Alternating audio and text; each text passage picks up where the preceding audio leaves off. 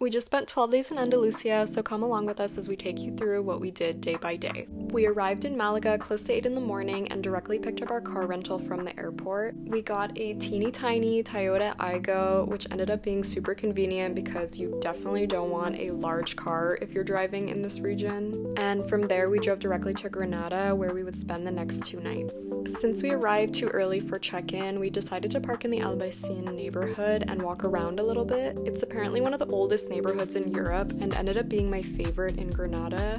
The streets are really quiet with beautiful whitewashed houses, and every corner you turn onto leads onto an incredible panoramic view of the city. If you're here, you have to go to the Mirador de San Nicolás, which lets onto a view of the Alhambra, and definitely come here for sunset and into the night so you can see it all lit up. We ended up wandering down onto Paseo de Los Triste, which is probably the most famous street in Granada. This is a nickname given to the street as was the path that needed to be taken to the city cemetery.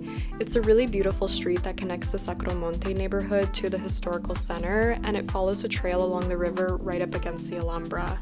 You'll find a lot of restaurants and shops here, musicians and street performers. It's just really an overall lively street. We ended up at this perfumery, which also serves as a museum and has a really lovely garden in the back. One thing about Granada is it's very hilly, being perched at the base of the Sierra Nevada, so a lot of the neighborhoods, including the Albaicín, have a lot of steep inclines.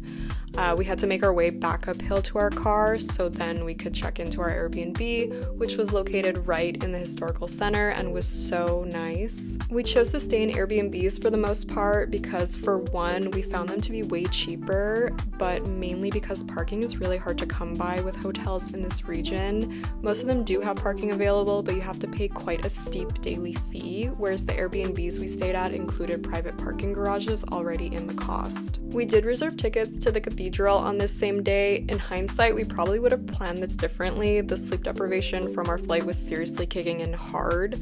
We pretty much crashed once we got to our Airbnb and took a quick nap, which did help us regain a little bit of our energy. So we got to the cathedral close to 5 p.m. and it was quite busy as there was a religious procession happening throughout the city that evening. So there was a lot of participants getting ready for that in the cathedral, and getting around afterwards was also kind of tricky. The ticket for the cathedral also includes an entry to the Monasterio de San Jerónimo, so we headed there afterwards. Of course, this wasn't on the same grandeur as the cathedral, but we pretty much had the place to ourselves. It had a nice courtyard of orange trees, and there was this one really special surprise that absolutely blew us away, which was the church. It was painted head to toe with frescoes and a kind of trompe l'oeil ornamentation that had the most stunning altar display. I would honestly buy the ticket just to see that church. We ended the day by eating tapas at this restaurant we found called La Buena Vida. So with tapas, you basically pay for a drink and it comes with a tapas of your choice for free. We found Granada to be the city where we found the most tapas style restaurants, so definitely take advantage of that if you're going here, because look at how much we spent between 4 tapas and 2 drinks.